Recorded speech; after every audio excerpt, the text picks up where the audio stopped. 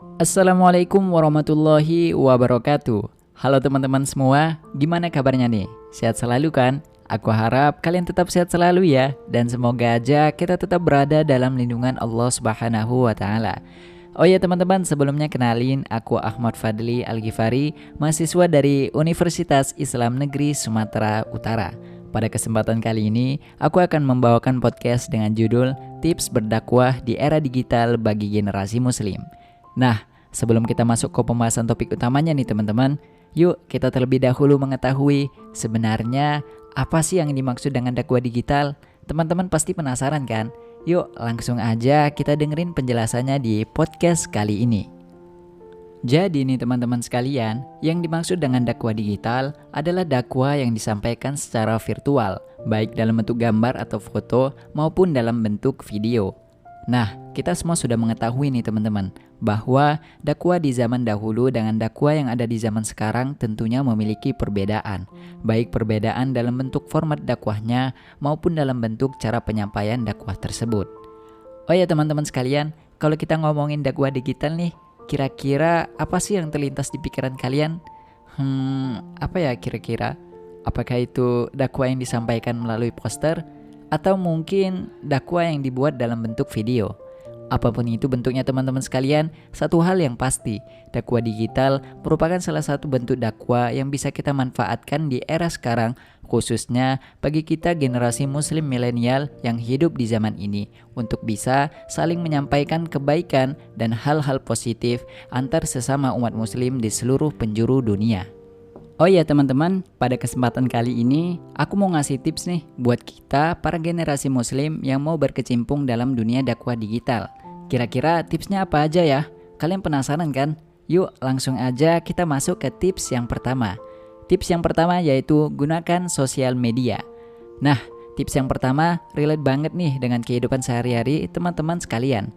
Dimana di era kita yang sekarang, kita sering atau bukan lagi sering, tapi hampir setiap jamnya kita pasti membuka sosial media. Baik itu karena ada keperluan atau mungkin karena gabut atau nggak ada kerjaan. Hehehe. Dan kalau sudah gabut, biasanya kebanyakan dari kita menghibur dirinya dengan menonton video-video yang unfaedah, yang jika dilihat dari sisi akhirat maka tak ada manfaatnya. Contohnya seperti melihat video-video lucu yang terkadang muncul di beranda sosial media kita, atau bahkan mungkin yang lebih parahnya kita menonton video-video yang berisikan maksiat di dalamnya. Dan hal ini tentu bukanlah hal yang baik, dan tentunya malah akan menambah dosa bagi kita yang melihatnya secara sengaja. Oleh karena itu teman-teman sekalian, alangkah baiknya kita sebagai pengguna media sosial lebih bijak dan lebih baik lagi ke depannya dalam menggunakan sosial media yang kita punya, agar nantinya sosial media yang kita punya bisa menjadi ladang dakwah bagi kita untuk menyampaikan hal-hal baik dan positif dan tentunya bernilai ibadah. Oh iya, mungkin di antara teman-teman sekalian ada yang bertanya seperti ini. Gimana sih Kak cara menjadikan sosial media yang kita punya sebagai ladang dakwah? Jawabannya mudah banget teman-teman sekalian. Caranya, teman-teman coba deh sesekali nge-share sebuah nasihat atau hal-hal yang bersifat positif, baik itu dalam bentuk foto atau video, ke dalam status maupun postingan di sosial media yang kalian miliki. Terakhir, satu hal yang perlu teman-teman ingat nih, yaitu ketika kita ingin men-share sebuah informasi dakwah, semisal dalam bentuk poster ataupun dalam bentuk yang lain, teman-teman coba deh untuk mengecek informasi yang ada di dalamnya terlebih dahulu, agar nantinya orang-orang yang melihat postingan kita tidak salah tanggap dan termakan informasi dakwah yang tidak valid. Karena jika ini terjadi, maka hal ini nantinya dapat menyebabkan pertikaian antar sesama umat muslim, karena termakan informasi dakwah yang tidak benar.